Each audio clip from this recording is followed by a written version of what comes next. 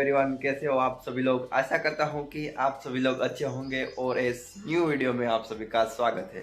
तो गाइस, कुछ दिनों पहले मैंने इंस्टाग्राम में एक पोस्ट डाली थी कि हमारे श्री कोटिदास परमार फाउंडेशन ने एक ड्राइंग एग्जीबिशन का आयोजन किया है, जो कि है श्री राम भगवान का ड्राइंग एग्जीबिशन। तो गाइस, आज है 21 तारीख और आज वो दिन आ गया है और आज है हमारा राम भगवान का एग्जीबिशन श्री वाटलिया प्रजापति की वाड़ी, जो हॉस्पिटल के सामने है महुआ सिटी में, वहां पर। तो चलो चले, अब मैं आपको दिखाता हूँ श्री वाटलिया प्रजापति में जो हमारा राम का एग्जीबिशन रखा है वो। तो प्लीज इस वीडियो को पूरा जरूर देखिए।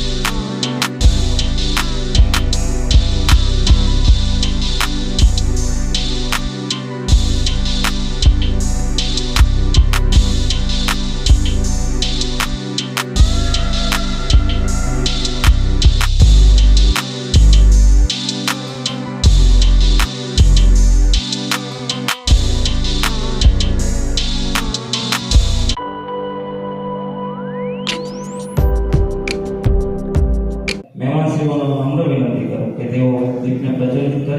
નિકુલભાઈ સોલંકીને હું વિનંતી કરીશ કે તેઓ છે એ ભગવાન રામનું એક ગીત લઈને આવશે। સૌને નમસ્કાર। ખૂબ જ વાયરલ થયેલું ભગવાન શ્રી રામનું એક ભજન મારે સંભળાવવું છે। મેરી ઝોપડી કે ભાગ આજ ખુલ જાય। પ્રથમ આપણે રામને યાદ કરીએ અને આ કાર્યક્રમની શરૂઆત કરીએ છીએ।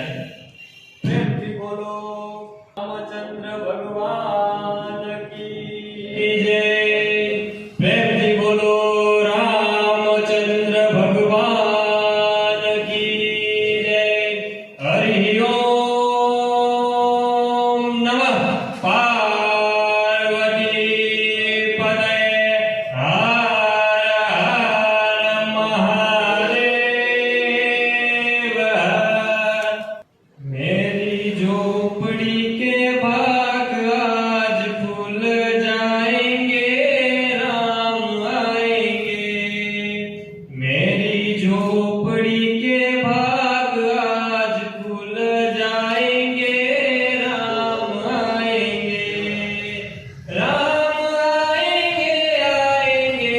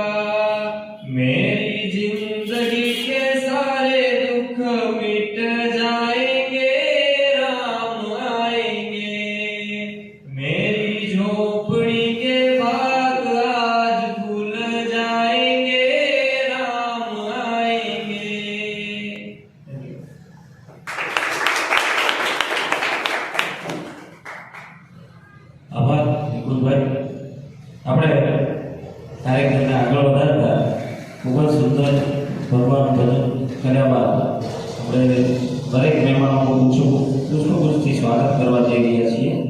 તો આપણે આ કાર્યક્રમના મુખ્ય મહેમાન આપણા નાયબ કલેક્ટર સાહેબા શ્રી ઈશિતાબેનનું સ્વાગત આપણી સંસ્થાના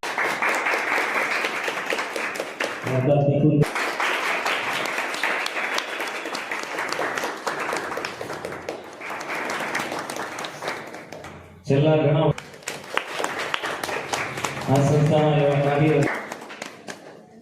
સૌને નમસ્કાર. શ્રી ખોડીદાસ પરમાર આર્ટ ફાઉન્ડેશન મહુવા દ્વારા આજરોજ ભવ્યથી ભવ્ય જે છે તો શ્રી રામચિત્ર પ્રદર્શનનું જે છે ઉદ્ઘાટન થવા જઈ રહ્યું છે અને મંચ પર બિરાજમાન વિશાલભાઈ રાજ્યગુરુ, વિપિનભાઈ સંઘવી, કલેક્ટર શ્રી મેન અને જેપીભાઈ ચૌહાણ એ સમગ્ર જે મહાનુભાવો આવ્યા છે એમનું શ્રી ખોડીદાસ પરમાર આર્ટ ફાઉન્ડેશન વતી હાર્દિક સ્વાગત કરું. આપણે સૌ અને તાળીઓના ગડગડાટથી વધાવીએ. ખોડીદાસ પરમાર આર્ટ ફાઉન્ડેશનમાં ઘણી બધી પ્રવૃત્તિઓ જે છે એ થાય છે, તો એની થોડીક તમને માહિતી આપું છું. તો શ્રી ખોડીદાસ પરમાર આર્ટ ફાઉન્ડેશન દ્વારા દર વર્ષે 10 કલાકારોને જે છે મહુવા કલાભૂષણ એવોર્ડથી જે છે એ સન્માનિત કરવામાં આવે છે. ગયા વર્ષે જે છે ગણપતિનું ચિત્ર પ્રદર્શનનું અમે ભવ્ય આયોજન કર્યું હતું. પછી કલા વર્ગો જે છે એ પણ અમારા દ્વારા જે છે એ ચલાવવામાં આવે છે. કૃષ્ણના જીવન પ્રસંગ આધારિત પણ જે છે ચિત્ર સ્પર્ધાનું આયોજન થાય છે. રંગભૂમિ સ્પર્ધા જે છે દર વર્ષે જે છે એનું પણ આયોજન કરવામાં આવે છે. કાપડની થેલી પર પણ ચિત્ર સ્પર્ધાનું આયોજન કરવામાં આવે છે. આ ઉપરાંત વિદ્યાદાન મહાદાન જે છે એ ચલાવીએ છીએ, જેમાં માતા પિતા વિહોણા જે બાળકો છે એને દર વર્ષે જે છે શૈક્ષણિક કીટ આપવામાં આવે છે અને એને પ્રોત્સાહિત કરવામાં આવે છે. માટીના ગણપતિનો વર્કશોપ કરવામાં આવે છે. માટીના ગણપતિ પર રંગપૂર્ણી કરવામાં આવે છે. ખોડીદાસ પરમારના લોકશૈલીનો જે છે પ્રચાર અને પ્રસાર કરવાનું પણ કાર્ય થઈ રહ્યું છે. ખોડીદાસ પરમારના ચિત્રોનું પણ પ્રદર્શનનું આયોજન કરવામાં આવે છે. સ્કૂલોમાં પણ આર્ટ વર્કશોપ જે છે એ કરવામાં આવે છે. મહુવામાં ખોડીદાસ પરમારની લોકશૈલીના ભીંત ચિત્રોનું પણ સર્જન કરવામાં આવે છે. તાવડી પેઇન્ટિંગનું પણ આયોજન કરીએ છીએ. કલાકારોની કલાને સમાજ સમક્ષ પ્રદર્શિત કરી કલાકારોની કલાને ઉજાગર કરી એને પ્રોત્સાહિત કરવાના તમામ કાર્યો જે છે શ્રી ખોડીદાસ પરમાર આર્ટ ફાઉન્ડેશન મહુવા દ્વારા જે છે એ કરવામાં આવે છે. તો આ કલા જગત છે ને આખું ભાવ જગત સાથે જોડાયેલું છે. દરેક વ્યક્તિ જેને જેને આમાં ભાગ લીધો છે બધાને શુભેચ્છા આપી અને ખોડીદાસ દાદાના ચિત્રને વંદન કરી આપણે આ કાર્યક્રમો જે સારી રીતે પૂર્ણ થાય એ ભગવાનને આપણે પ્રાર્થના કરી. એકવાર શ્રીમદ રાજચંદ્રને કોઈએ પ્રશ્ન પૂછ્યો કે જીવનમાં કોનું મહત્વ સૌથી વધારે, ત્યારે એમ કીધું કે કલાનું મહત્વ સૌથી વધારે. શું કામ? કલા દ્વારા માણસને વેદના અને સંવેદનાની અનુભૂતિ થાય. તો મહેમાનશ્રીઓને નમ્ર વિનંતી કરું કે તેઓ છે ગ્રીસને છે અત્યારે આપણી સામે પ્રગટ કરે.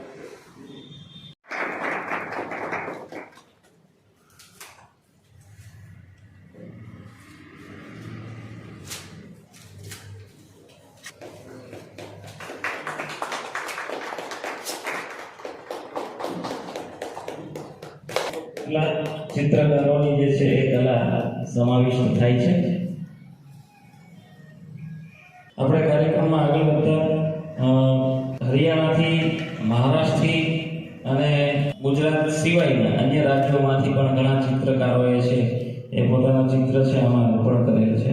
આ જે કોઈ પ્રવૃત્તિઓ થઈ રહી છે એની પાછળ ઘણા બધા કલાકારો છે એ પોતાની કલાનું ઉત્કૃષ્ટ પ્રદર્શન છે કરી રહ્યા છે.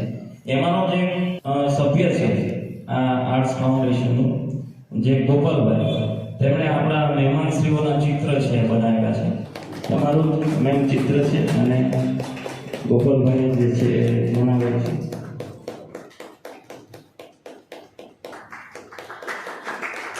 બિપિન કાકાનું પણ ચિત્ર છે એ ગોપાલભાઈ સારી રીતે બનાવેલ છે, તો બિપિન કાકાને પણ અર્પણ કરશે.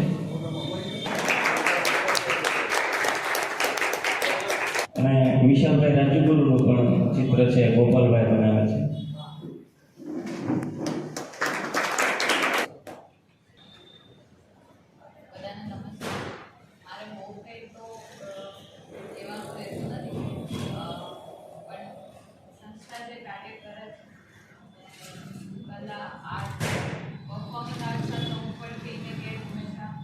જોડાયેલી રહી છે એટલે મને આનું મહત્વ શું છે ખબર છે.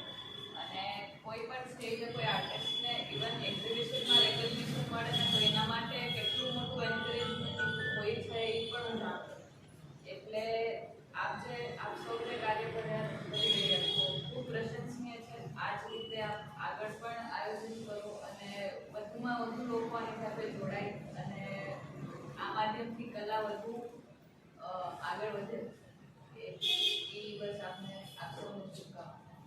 છેલ્લા ઘણા વર્ષથી મહુવામાં ગુજરાત પ્રમાણ 8 ફાઉન્ડેશનમાં ચિત્ર અને કલા આ બંનેનું સંગમ થાય એવા વિવિધ પ્રયોગ અહીંયા પ્રયત્નો થાય છે. આપણા મહુવા અને મહુવા તાલુકાના બાળકોને ચિત્ર અને કલા વિવિધ કલાઓ શીખવવા માટે જે ખૂબ જ પ્રયત્ન કરે છે અને એમાં સફળતા પણ મળે છે. ભાઈ ગોપાલભાઈ માત્ર મહેમાનોના ચિત્ર બનાવ્યા છે પ્લસ એના જે ટીમ મેમ્બરો છે એમના પણ ચિત્રો બનાવ્યા છે. એનું ચિત્ર બનાવ્યું છે.